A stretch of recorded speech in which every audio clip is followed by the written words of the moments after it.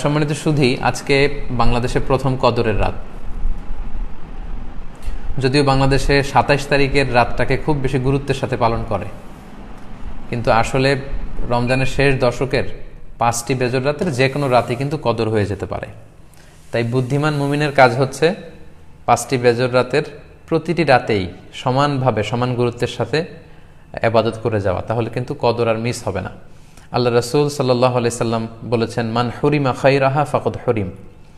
যে ব্যক্তি এই কদরের বরকত মাহাত্ম্য থেকে বঞ্চিত হলো, সে আসলেই বঞ্চিত হলো। কারণ পুরো রমাদানের মূল আকর্ষণ হচ্ছে এই কদরকে ঘিরেই সব কিছু। সো এই কদরের বরকত থেকে যারা বঞ্চিত হলো ফাকাদ হুরিম, তারা আসলেই বঞ্চিত। হি ইজ দ্য লুজার, সে আসলেই বঞ্চিত। আমরা বঞ্চিত হতে চাই না, আমরা গেইনার হতে চাই, আমরা বারাকা রহমত হাসিল করে নিতে চাই। আল্লাহ রাসূল সাল্লাল্লাহু আলাইহি ওয়াসাল্লাম ইরশাদ করেছেন, ফালতামিসু ফিল আশরিল আওয়াখির মিনাল ভিতর। রমজানের শেষ 10 দিনের মানে শেষ দশকের বেজর রাতগুলোতে কদর তালাশ করো। তার মানে বাংলাদেশে আজকে থেকে শুরু হয়ে গিয়েছে। তার মানে 21-এর রাত, 23-এর রাত, 25-এর রাত, 27-এর রাত এবং 29-এর রাত, এই 5টি বেজর রাত, অড নাইটসগুলো, 5টি রাতের যে কোনো একটি রাতেই কিন্তু কদর হয়ে যেতে পারে।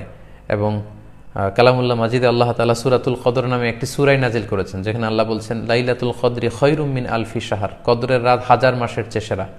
1000 মাসে হয় 83 বছর 4 মাস।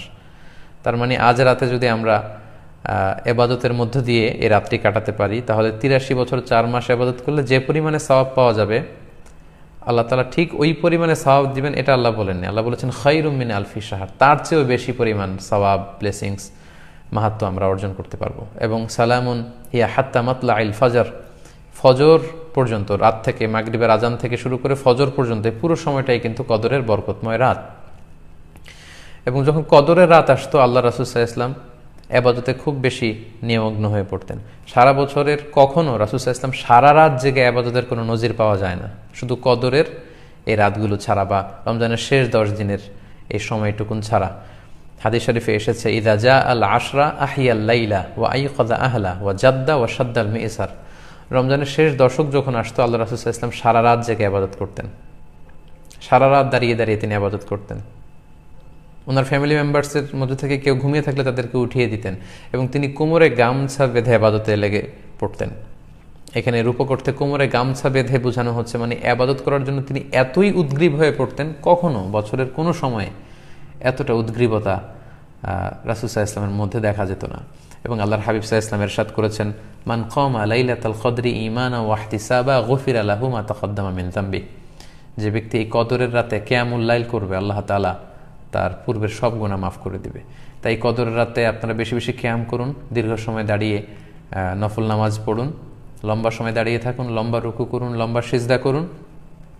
কারণ বান্দা যখন সিজদায় লুটিয়ে পড়ে, তখন সে আল্লাহর সবচাইতে কাছে চলে যায়। আল্লাহর হাবিব সাল্লাল্লাহু আলাইহি ওয়াসাল্লাম বলেছেন, আকরাবু মা ইয়াকুনুল আবদু মির রাব্বিহি ওয়া হুয়া সাজিদুন ফাআকসিরু ফিহি দুআ। বান্দা যখন সিজদায় লুটিয়ে পড়ে, তখন সে বান্দা আল্লাহ তাআলার সবচাইতে কাছাকাছি চলে যায়, খুব ক্লোজেস্ট হয়ে যায়। এজন্য সে সময় তোমরা বেশি বেশি দোয়া করো। তাই লম্বা কিয়াম করুন, কোরআন তেলাওয়াত করুন এবং সিজদায় পড়ে আল্লাহর কাছে দোয়া করুন। আম্মা জান আয়েশা রাদিয়াল্লাহু তাআলা আনহাকে বিষ্ণু ইসা ইসলাম একটা দোয়া শিখিয়েছিলেন এবং বলেছিলেন, আয়েশা, কদরের রাত যদি তুমি পাও, তুমি এই দোয়াটা বেশি বেশি পড়বে। দোয়াটি হচ্ছে, আল্লাহুম্মা ইন্নাকা আফুন তুহিব্বুল আফওয়া ফাআফু আন্নি। এর মানে হচ্ছে, হে আল্লাহ, আপনি ক্ষমাশীল, নিশ্চয়ই আপনি ক্ষমাশীল, আপনি ক্ষমা করাকে আল্লাহ খুব পছন্দ করেন, আল্লাহ এই বরকতের রাতে আপনি আমাকে ক্ষমা করে দেন। তাই এই দোয়াটি যেন আমরা খুব বেশি বেশি করি। আল্লাহ রাসূল সাল্লাল্লাহু আলাইহি ওয়াসাল্লাম রমাদানের এই শেষ দশকে ইতিকাফ করতেন। প্রতি বছর তিনি ইতিকাফ করেছেন রমজানের শেষ 10 দিন, এবং যে বছর তিনি ইন্তেকাল করবেন সে বছর তিনি 20 দিন ইতিকাফ করেছিলেন। এবং আল্লাহ রাসূল সাল্লাল্লাহু আলাইহি ওয়াসাল্লামের ইন্তেকালের পরে আম্মা জান যারা বেঁচে ছিলেন, ওনারাও মসজিদে নববীতে ওনারা কিন্তু ইতিকাফ করেছেন।